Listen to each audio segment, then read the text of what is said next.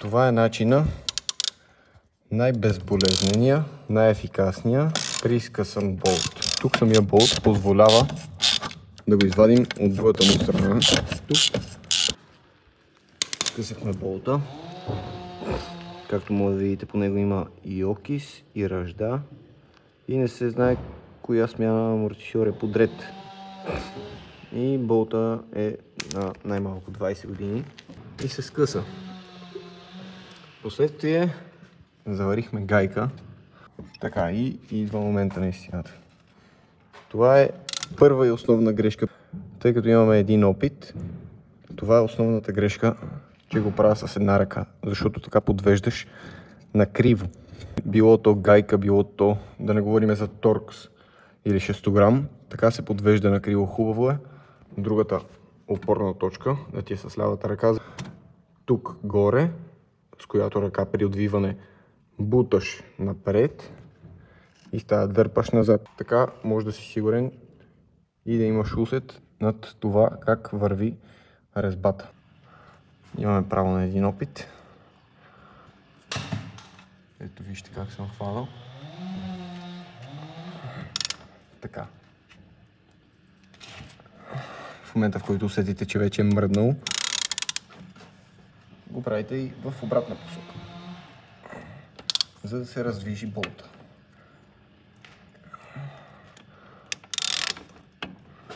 И така няколко пъти.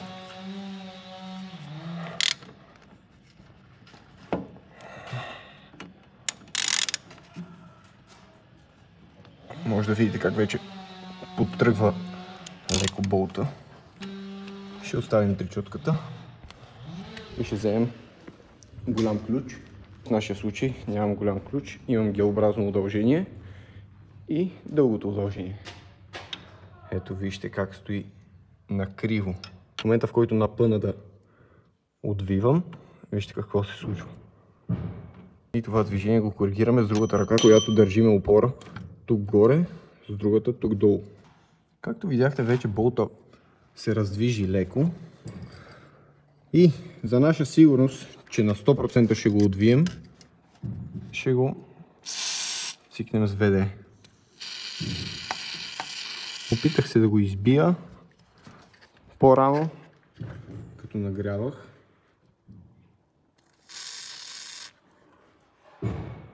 Докато нагрявах, обаче прекалено много е ръждясало и направо се е заварило едно към друго. Така. И сега. Отново идва момента на истината. Дано не си жертвам телефона в опит да снимам този гаден болт, който ме ядоса. Добре, че сме добре зареден сервис. И имаме голям набор на инструменти. Така, нека поясним отново.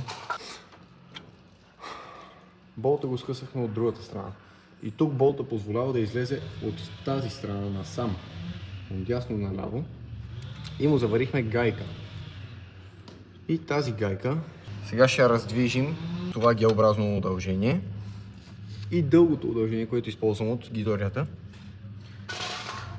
И правим движения напред и назад.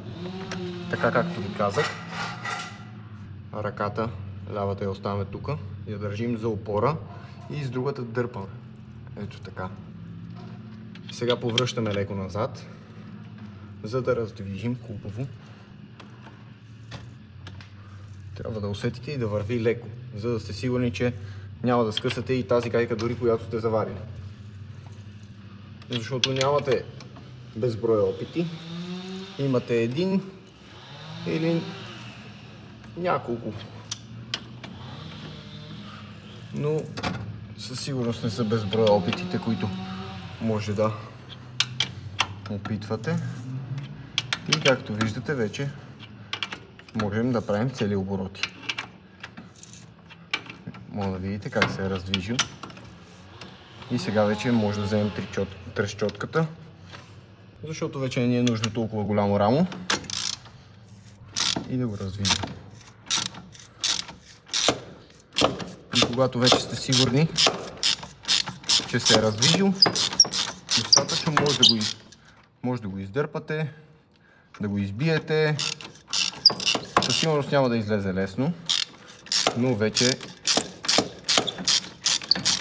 определено е раздвижен. Може да видите с какво усилие се върти. Ето, забележете. Докато правете си сметка колко зле беше, за да се скъса самия болт от към главата му. И така по този начин ние сме го направили нова глава и както ви казах, болта позволява да излезе на другата страна и ето го болта. Вътре няма резба. Може да видите колко малко ВД е проникнало насам. Тук през цепката на шенкела. От другата страна, където съм нацикал тук от към главата на болта и може да видите как е заварен този. Сега може да се преместим и да отидем да видим от другата страна. От тук, от тази страна болта вече е раздвижен. От тази страна вече болта е раздвижен. Има нужда само още от няколко оборота с трещотката. И той също е готов да излезе както излезе онзи болт. И ето го. Тук е проникнало повече ВД през процепа на шенкела и от тук също. Ето вижте как е. Тук също, когато позволява, не заварявайте и дори отзад.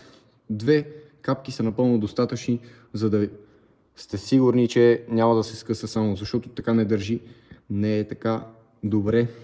Нямате гаранция, че гайката няма да се скъса от заварката и болта, отново да не го извадите. И при всеки следващ опит, ваденето на такъв болт става по-трудно и по-трудно.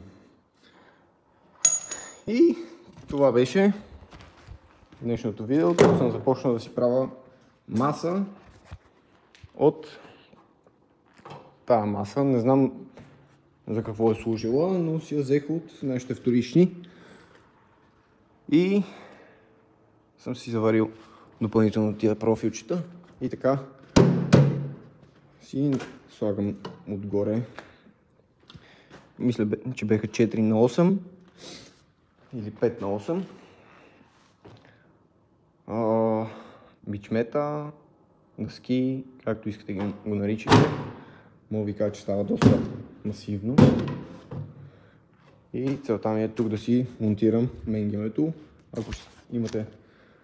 Ако се нуждаете от менгеме, хубаво е да си намерите старо менгеме и да си го поправите, защото далеч по-добре е и по-качествени са. Това менгеме нищо, че изглежда така. То е чисто ново и сега ще ви покажа. Само искам да погледнете да видите лапите и плочките, където се захваща, каквото и да е, което имате нужда. Те дори не са наранени. Използвал съм го само веднъж или 2 пъти. Тук бях хванал един болт или не помня какво беше, шпилка, за да мога да раздвижа с една флашка, да му прокарам резбата, за да я зачиста.